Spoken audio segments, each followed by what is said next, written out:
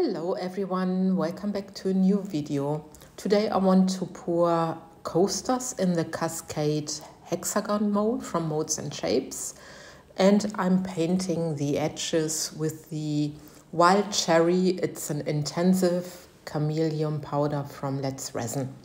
So it's very beautiful. It turns from sort of pinkish to green to a copper goldenish tone, so it's very beautiful.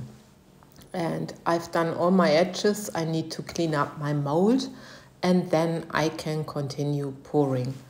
So I have the chameleon glitter flakes from Etter Art. They're the red ones.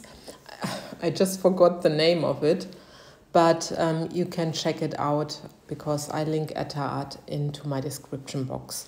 The mold I'm using is the mold from MoldsandShapes, as you probably know. And you saw just that I had a little bit too much glitter in one of the molds, so I took some tape and just took some glitter out.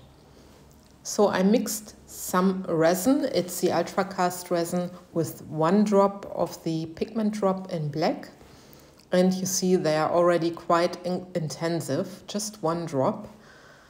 But my black is still very transparent, so I will make a base layer.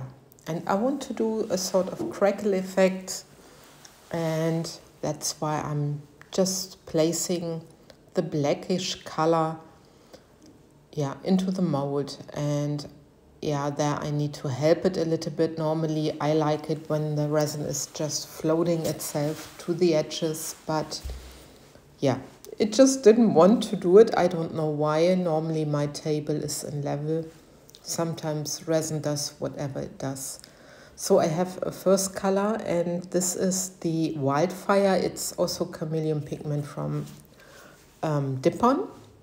And I have here a color. It's a sort of champagne color. So I thought maybe those 2 colors fit well to each other. And I'm just pouring this champagne sandy color into the mold, and on top now the wildfire. And the wildfire has a very similar color shift to the wild cherry, so that's why I used it. And because I had a little bit more pigment from the wildfire, I found it in my drawer, so that was good. And I just mix another bit of the black. I just use what I have in the cup. I don't put an additional drop in there. Otherwise, probably my black would be too strong. And I'm just pouring into the center, just like with a classical crackle effect. I am hoping that I will see both colors at the end, but I'm not sure. It looks very interesting from the pouring side. So my coasters were not full yet, my molds. So I'm using the, now I need to, wildfire. Oh God, it's a wildfire. Now I'm pouring this around the edges of the hexagon molds.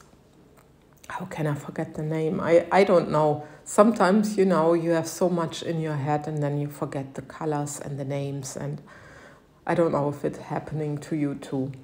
So, and now I'm taking the champagne-ish sandy color and pouring on top.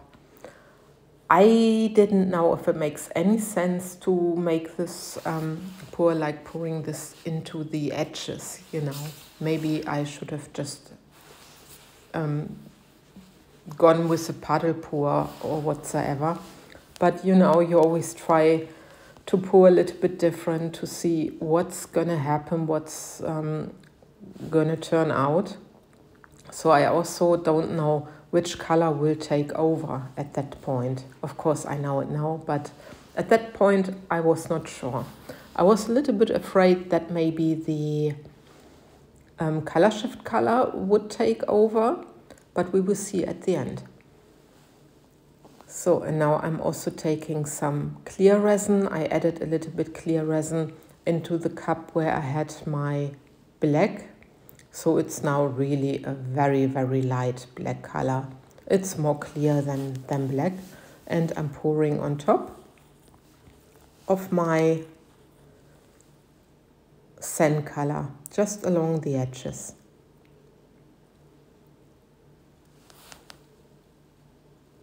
And then I thought, in my last one I didn't have enough resin left anymore, so I took the big container and I'm also pouring again into the center because my molds are still not full. So I was quite busy just pouring, just going along and thinking, what can I do, what can I change?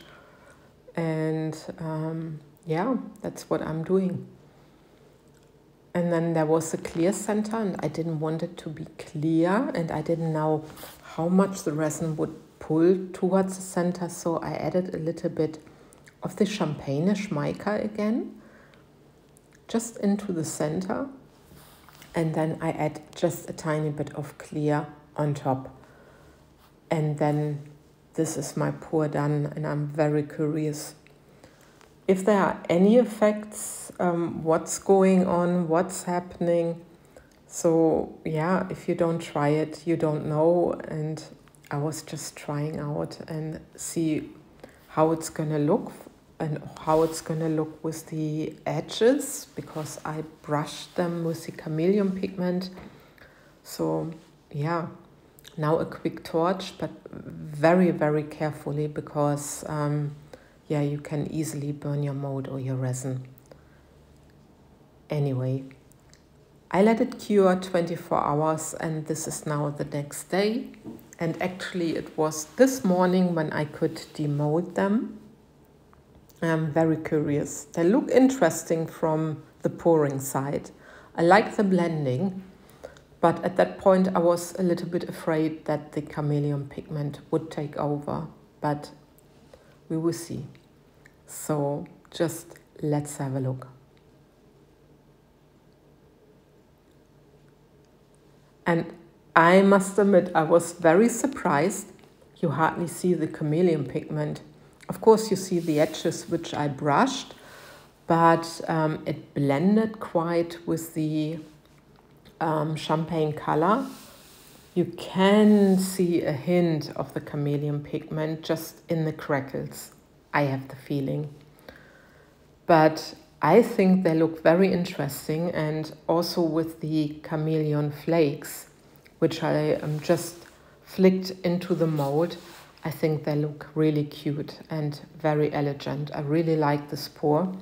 At first, I was a little bit disappointed, I need to admit, but I really love them. And they are now on my table. They need to cure out a little bit more, and then I'm gonna use them for me privately, because I really love the effects of the chameleon pigments and of the glitter.